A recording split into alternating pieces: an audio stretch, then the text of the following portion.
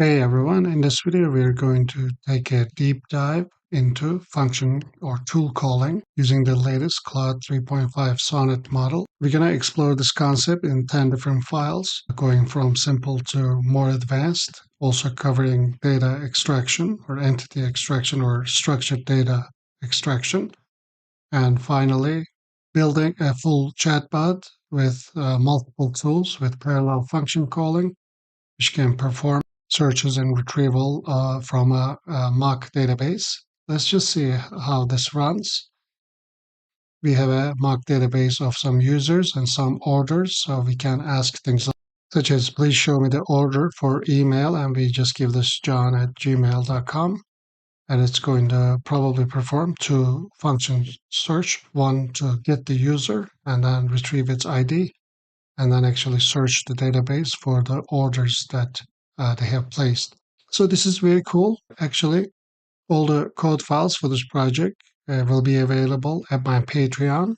You can find a link to that in the description or in the pinned comment. But I have compiled these examples from Anthropic's tool use repository. However, these are in notebook format and it takes a moment to actually put them all together. I'll put a link to this in the description. But if you try to build this from here, you're going to run into some issues, especially when running a full-blown chat format. With parallel function calling, I actually improved upon the examples there greatly. So if you are interested in the implementations I have made, then you can find them at my Patreon. Like I said, link will be in the description. So let's begin. The concepts we're going to explore is simple streaming response with Claude, a simple calculator function, a Wiki researcher, which actually creates a reading list and actually writes it to a markdown file. How we can get sentiment analysis for documents using function calling, entity extraction, complex entity extraction, translation, a complete workflow for tool calling, and complete workflow with using multiple tools. And finally, we bring everything together and create a multifunction calling chatbot, which can call multiple tools in parallel within a single call. And I'll put a link to the Anthropic's repo in the description as well. So the first one is a simple streaming response. Just to show you how streaming response works, we pretty much import Anthropic, initialize with the API key, and then we call the model 3.5 Sonnet with some multiplication. And this is this is one example of how you can do streaming. We're not going to be using streaming for the rest of the files because function calling really makes those things complicated, especially the way Anthropic does it with some text also in the function call. Anyway, but when we run something like this, we're going to get a result. But if you actually multiply these large numbers together, this is not a correct answer. And so obviously, this is why our next file, the calculator function, is going to actually allow the model to use a calculator tool. So when it's given complex calculations, it can actually call the function. So we define a function called calculator, which is going to take an operation such as add, subtract, multiply, and divide, and it's going to take two operands for those operations. And now at this stage, we also have to define a tool definition.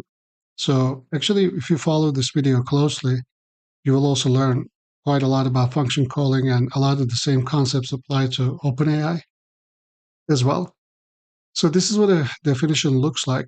You give it a name, a description. So everything you put in here actually gets translated into the model system message. So you do want to give very good descriptions. You can get creative there. A simple calculator that performs basic arithmetic operations. The input schema is of type object, and then there's properties called operation, which is of the type string. And we use the enum to signify that it can be either of add, subtract, multiply, and divide. And the description for this parameter is the arithmetic operation to perform. And operand 1 is going to be of type number, the first operand, and operand 2 the same. So when you define this function definition, then it actually tells the model to return the operation, the operand 1 and 2 for this function. and the name of the function is the calculator, right? So essentially, this is how you define schemas. There is a library called Instructor that tries to simplify this. I hope to make more videos on that. But the only difference between this anthropic way of defining the function and OpenAI is the input schema. If I can quickly show you a definition from OpenAI side, instead of the input schema, we call it parameters. The rest of the stuff actually more or less remains the same. There's also a required field that tells the model that we are requiring all three parameters to the function to be returned. You can imagine, because there can be such cases where some parameters are not required or optional, some keyword arguments. So just keep that in mind. From that point on, we define a function which is going to take in a prompt, and then we're going to input it into the messages list, and we're just pretty much going to call the model. But the system message and anthropic models are instantiated with a parameter, just like this. You have access to tools, but only use them when necessary. And here we give the messages, make tokens, and here we input the calculator tool definition into the tools parameters. And at this point, when the model is returning a response, we have to check the response.stop reason, make sure that it's tool use. If it is the tool use, then we get the tool use from response.content -1. There are actually better ways of doing it. We're going to explore those. And we get the tool name from tooluse.name, which we have extracted, and then tooluse.input, which is going to be including these parameters that we have specified, which goes into the function. So then we check if the tool name is calculator, and we print Claude wants to use the calculator, and we get the operation from tool inputs operation key and the operand 1 and operand 2 from the appropriate keys of the tool input, which we have extracted in 54. And then we try to use the calculator with those operations, and then we print the result. If there's an error, we print it. And if the response stop reason is entered and Claude didn't want to use a tool, Claude responded with the regular text. So we can actually run this, and we're going to get 3 examples here. I can actually run it in debug mode with F5. So we can see, we can run these line by line and see what's happening. So I had 23 chickens, but 2 flew away. How many are left? We are hoping that Claude will actually call its calculator tool, and we do here see that Claude wants to use the calculator tool, and calculation result is 21. So this is pretty cool. Next is what is 101 times 2. I get the result to it, that it's 402, and it used the calculator tool. The next one is write me a haiku about the ocean. So in this case, it shouldn't use the tool. And it just, it doesn't, Claude didn't want to use the tool. Claude responded with, and here is the response along with the haiku. So this is a quick example on how we define the function definitions, how we pass it, and how we deal with the responses. Now, next one is much more complicated. This is called Wiki Researcher. I would like to take a moment to talk about the benefits of becoming a patron. As some of you may know, in the last year and a half, I've spent 3,000 hours, over 300 projects. As a patron, you will have access to all the code files, so you can get inspiration and iterate quickly. Another benefit is that you'll have access to all my courses, and my most recent and most proud one, the 1000x MasterClass, teaching what I've learned on how to code fast and efficiently. Also the Streamlit course and the Fast API course. In my Patreon, I also have tiers in which you can connect with me one-on-one. Check those out as well. We do need to install the Wikipedia Pippins library. And we have a function called generate Wikipedia reading list. This takes in a research topic and a list of articles. In this function, we instantiate Wikipedia articles. So what's going to happen is we are asking Claude to return article titles, I believe. We're going to find out. Yeah, article titles and a research topic. And we're going to pass these to this function. We're going to instantiate a Wikipedia articles empty array. And we're going to loop over the articles, call Wikipedia, get the title and URL and everything. Append it to the Wikipedia articles, and then call this at the research reading file function, which is actually going to add those for us to researchreading.md. So it creates a research reading list for us in a markdown file. As you can see, in this case, we are only using one tool, but the second function is being called within the first function. Okay, so here we are defining the Wikipedia tool. Its name is generate Wikipedia reading list, which is the same as the function. Its description is generates a list of Wikipedia articles. So now we are defining what the function does. Generates a list of Wikipedia articles based on research topic and potential article titles. So actually we are not defining the function itself because the function actually retrieves from Wikipedia. But this is actually important to note that we are kind of telling what this tool is going to do because the tool is going to return the inputs to that function. So this tool generates a list of Wikipedia articles based on a research topic and potential article titles. And how many articles to generate is specified by the user because that's going to be in our message. That's why I made a big comment here. See how we are mentioning user specifies the number. Otherwise, it can make up, a random amount of article names. So the input schema is of research topic, which is string, which is the research topic, and article titles is of type array, and items of this array is going to be of type string, and the description of each item is good. This array is going to be the list of n many potential Wikipedia article titles, and is specified by the user. Again, we are specifying here. So you can put these types of informations if your function calling is acting up or producing inconsistent results. And we require both the research topic and the article titles. And here within the get research help, just going to take in a topic and going to specify a number of articles here. In this case, default to 3. And we're going to say generate a list of this many, in this case 3 Wikipedia article titles related to topic. This is going to be our prompt. We edit to messages, and then we call the model again with the same system message as previously. We give the tools Wikipedia tool. We check response stop reason tool use. Again, we perform the same things we have. And if the tool name is generate Wikipedia article, we print and then actually get the research topic and the article titles from the input that Claude returned. And we call the function. This will automatically actually write everything to the folder for us. Otherwise, if it's unturned, then Claude wants to return a regular response, then we write that. Let's again run this with debug mode and see how this works. The first query is going to be pirates across the world with 3 requested articles. So when we do that, Claude's going to want to call the function Wikipedia tool. Now searching for golden age of piracy, list of notable pirates, piracy in the Caribbean, and we have written this into the outputs as a markdown right here, along with their titles and their links. At the research reading file did that for us. So you can see the names of the articles were returned by Claude. So the next one is History of Hawaii. If we do that, Claude's going to return 2 names for it, Ancient Hawaii and Kingdom of Hawaii.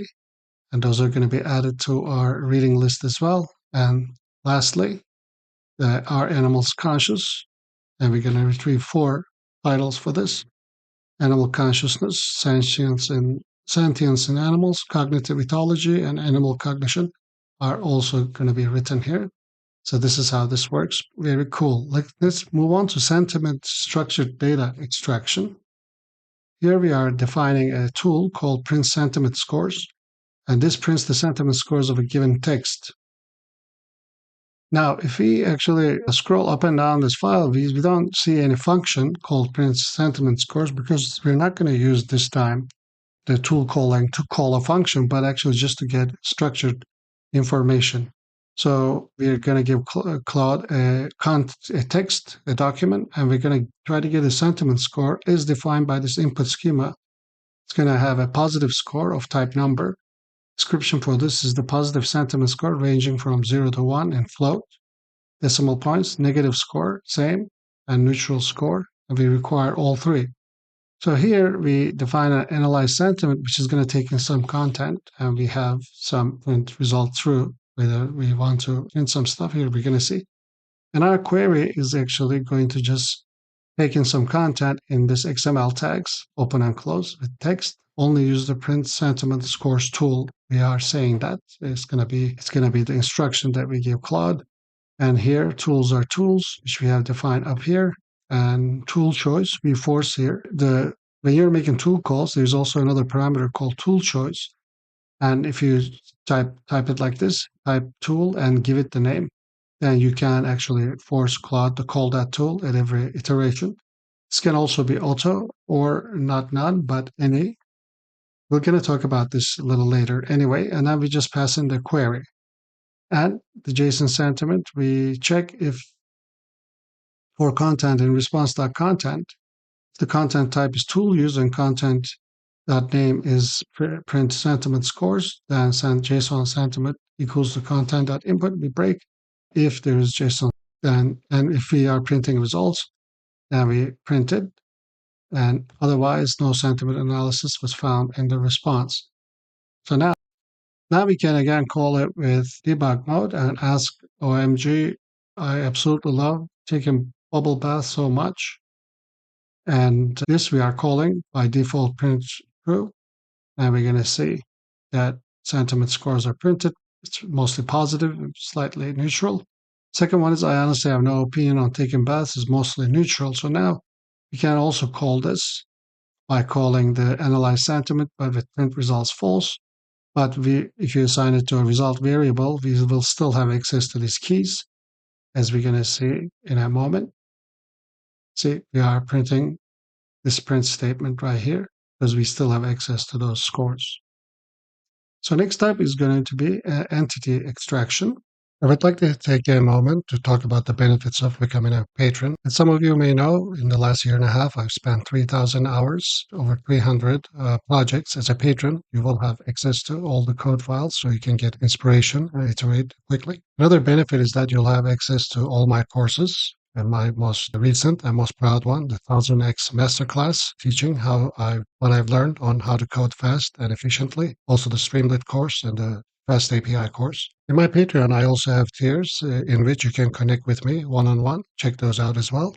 So now in entity extraction, the tool is defined as such. Its name is print entities. Its description is prints extract named entities. Extracted, we should say. And the input schema is of entities, which is of type array, and its items are going to be of type object.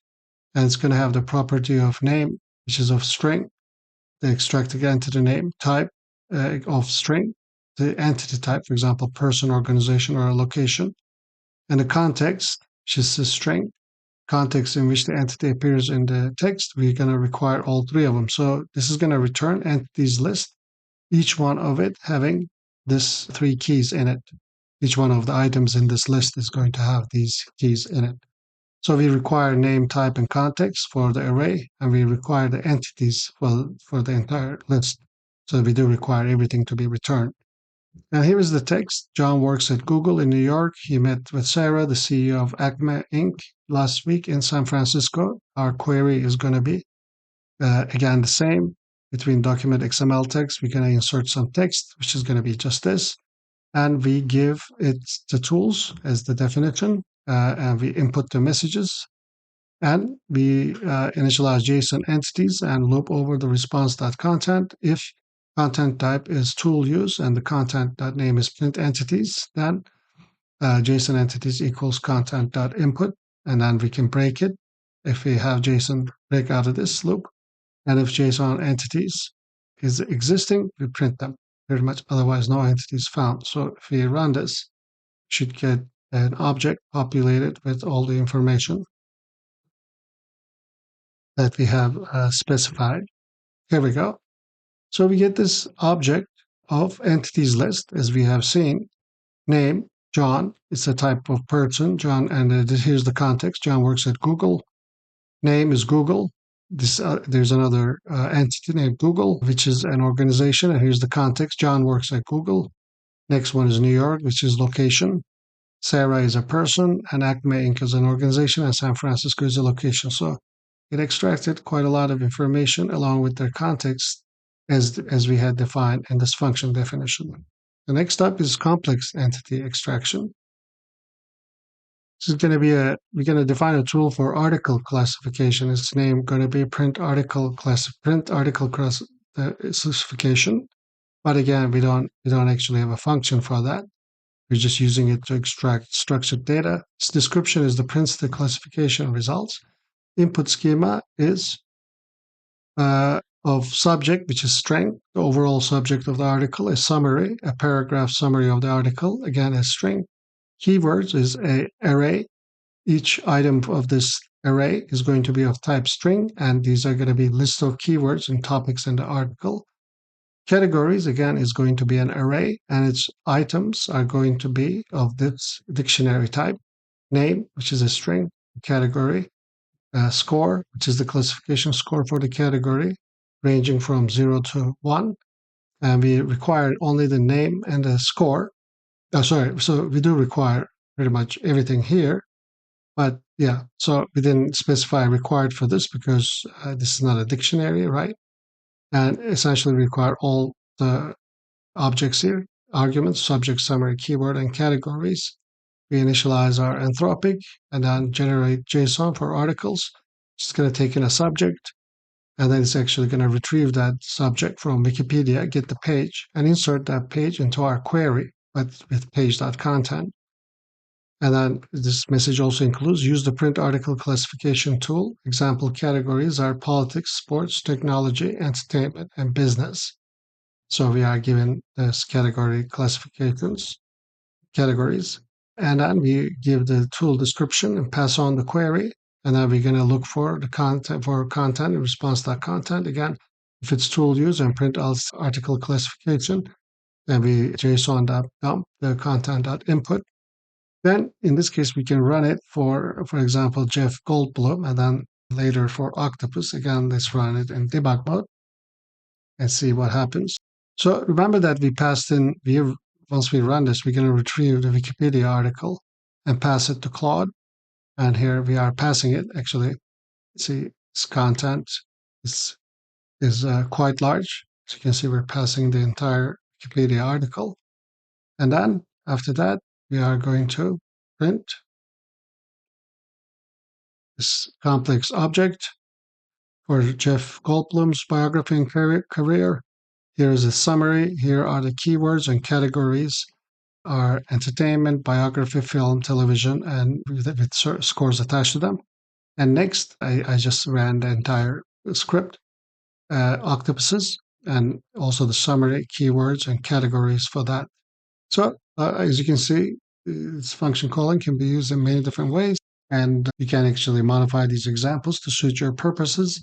Next step is going to be translation. So translate tool is, we're going to give it the name of translate. Description is translates a phrase into multiple languages. Input schema is English of type string, Spanish, French, Japanese, and Arabic. And we're going to require all of them. And we have a translate function which takes in a phrase and makes a call. The message is going to be translate a phrase to Spanish, French, Japanese, and Arabic. And we pass along the tool, and we force tool usage here. We say type tool, name translate. So when we do this, we know for sure that Claude is going to call that tool. Other options are type of auto and type of any. So auto allows Claude to decide whether to call any provided tools or not. Say auto, then Claude has an option of responding with a regular response.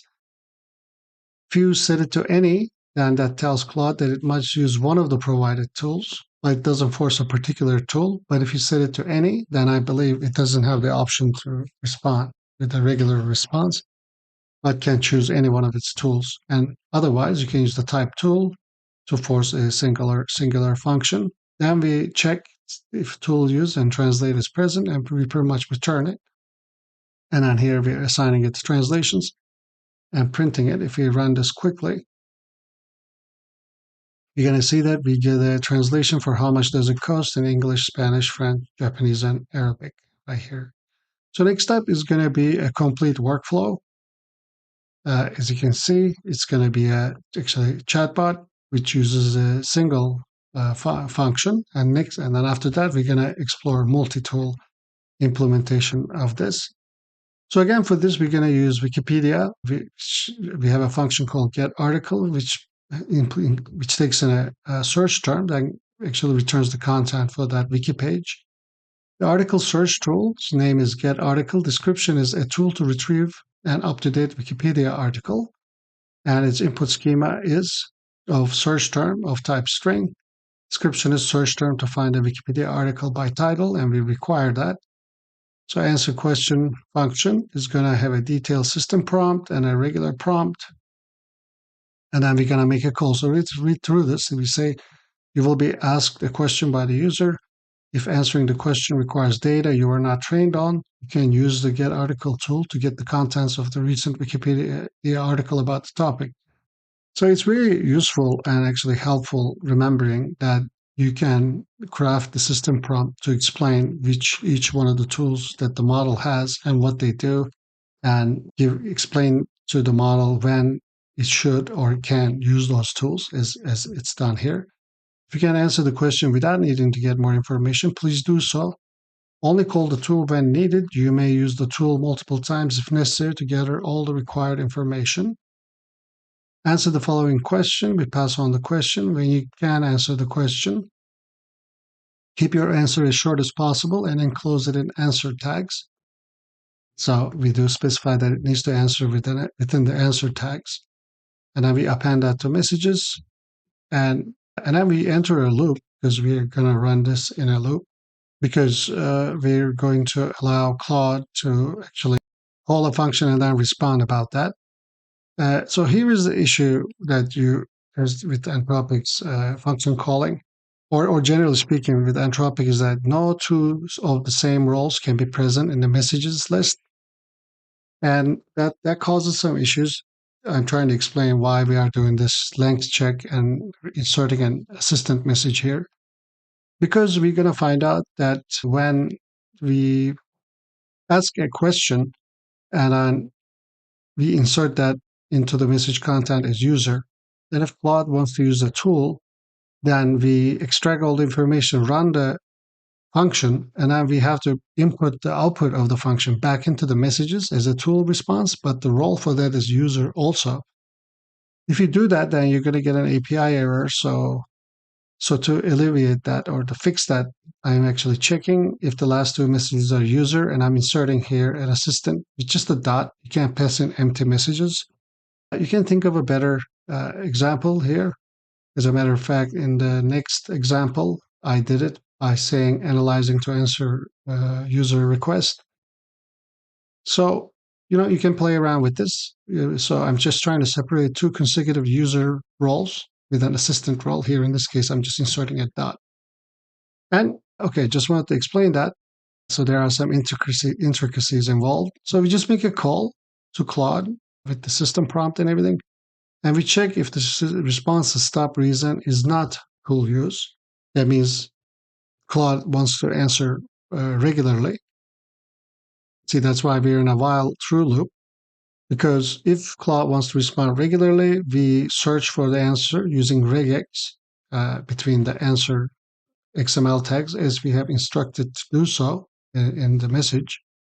And then we extract the message and then we return the answer. If it had returned with answer tags, if not, we return the response as response.content.text. But when we return it, this loop will break. But if it is not that, then that means we're just going to call a tool. Say response.stop reason is going to be tool use, and then we're going to get the tool use. Now here we are actually appending the response content back into the messages. You can't do that because Claude's or Anthropic's function calls actually include some chain of thought reasoning text message. You can or cannot. You don't exactly have to do this, but I suppose it's good to do this. So you do it so that the model knows that it has requested to call a tool, and now you check if the name is get article, and then get the search term, and I print to the user and call that function, get article function. Now that's going to return the result, right? This function is going to return the page content, get article function. And then we create a tool response of this object type, role user content. It's a message, right? Of type tool result, tool use ID. We pass in the tool use ID and the content.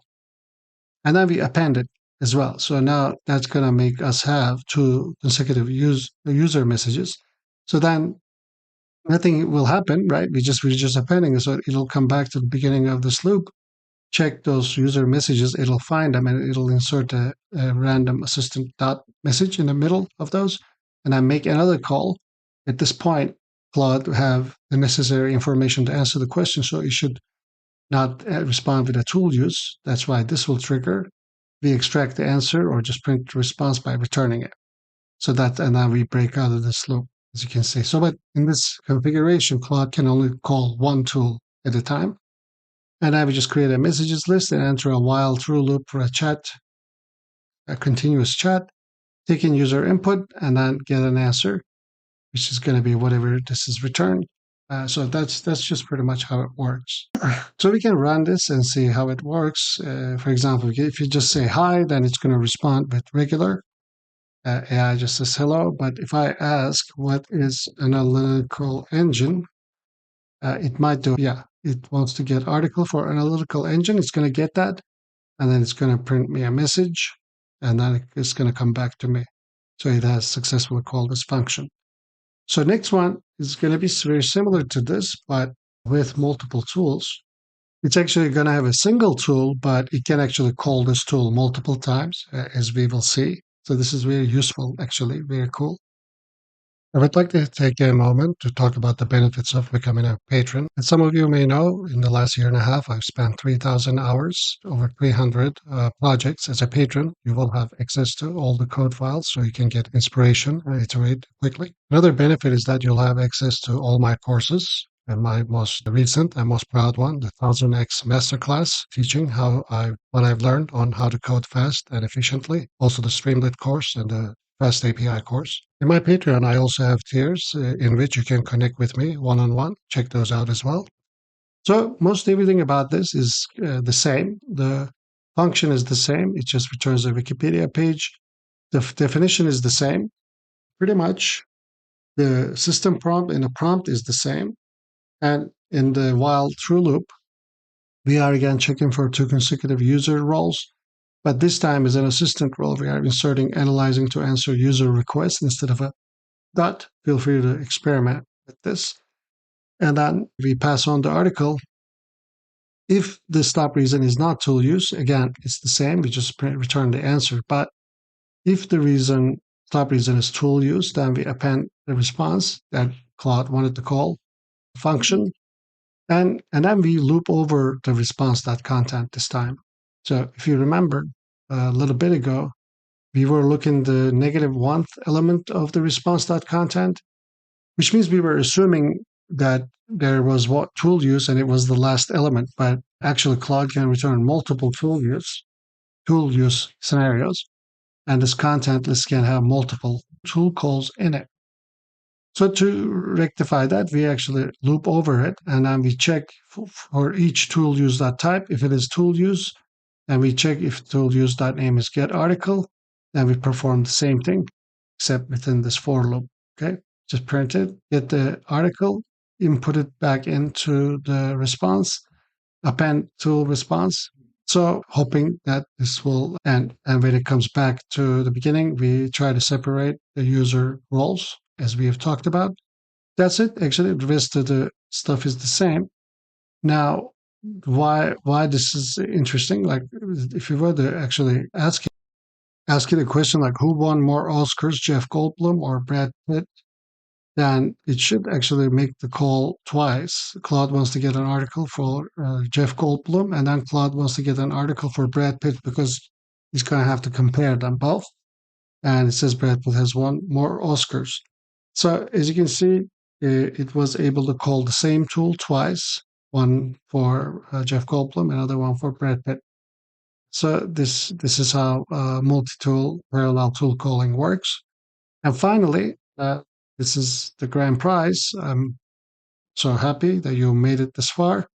Let's check out what this is about here. We are actually separating the model name up here, but we are creating a fake database class with a bunch of customers of ID, name, email, and phone number and username. We have a bunch of these here, and then we have orders of ID, customer ID, product, quantity, price, and status. Okay. And then we have a function, which is a method of this class actually called getUser, which takes in a key value pair, and it checks if the key is of email, phone, or username. And I'll show you because say in this, because we're going to define this tool definition so that actually you cannot query the users with their IDs, but only with their email, phone, or username, which is a nice case of actually restricting, maybe even for security purposes. So then we check if we have those keys in our database, then we're going to check the customers. And if the value matches the customer's key, then we're going to return. We're going to return the customer.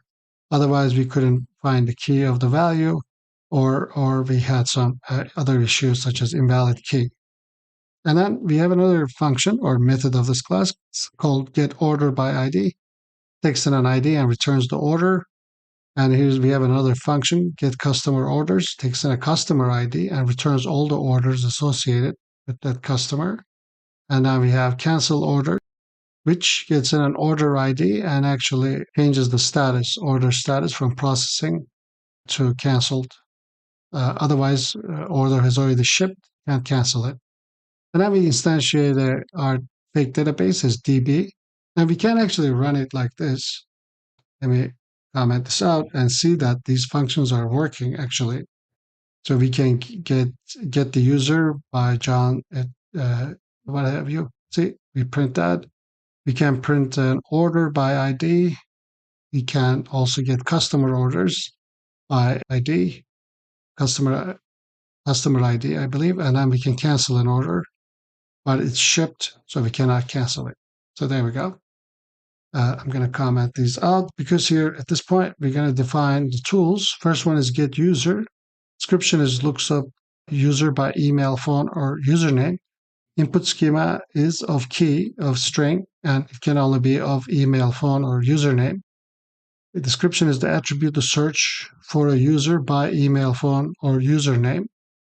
And the next one is value, the value to match for the specified attribute. So, right, if I were to ask in this case, like return me the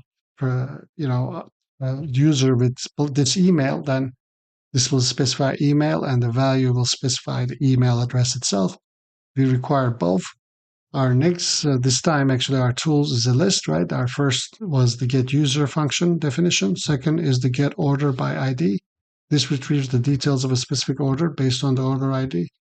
Turns the order ID, product name, quantity, price. Input schema is of order ID, which is string, a unique identifier for the order. So Claude will know to return this, so we can call the function and we require it. Next one is getCustomerOrders, retrieves the list of order belonging to a user based on a user's customer ID, which is customer ID. Description is customer ID belonging to the user. And we require it. Cancel order cancels an order based on an ID, and we give it the ID and we require it. And then we have a function to actually take in a tool name and tool input and actually call that one of the functions. So this is just a helper function. Instead of having to do it in the chat loop, we are just going to call this function, which is going to see if it's getUser, call that. If it's order by ID, then it's going to call that. And you can see we're calling it as db.dot because these functions are actually the methods for that db class. And then we have another helper function, which is the extract reply, because we're going to, again, tell to Claude that it's important to place all user-facing conversation between reply tags, because we're going to ask it in each conversation turn, you will begin by thinking about your response. So we're giving it some chain of thought, but then when it responds, we are only extracting whatever is in the reply. That's why we just use this function with regex. Other than that, we have a system prompt. You can read through it, but you're a customer support chatbot. Okay, be helpful and brief. You have access to a set of tools. Use them when needed. If you do not have enough information to use a tool correctly, ask a user follow-up question. It would be nice if you stop and read this, actually. It's written very well. It's written by Anthropic. Do not call any of the tools unless you have the required data. That's it. And then we print a message, welcome to TechNova support. How can I assist you today? And then we take in user input, append it, and while through, we check if there are two user messages in a row. We pass the tools list, and we check if it is tool use. If it's not tool use, we extract the reply from between reply tags using the helper function. Now we print. Technical support says this. We append it back to messages and we break out of this while loop, which allows us the inner one, which allows us to execute multiple functions in a row. But our main chat loop is the outer one that's going to continue.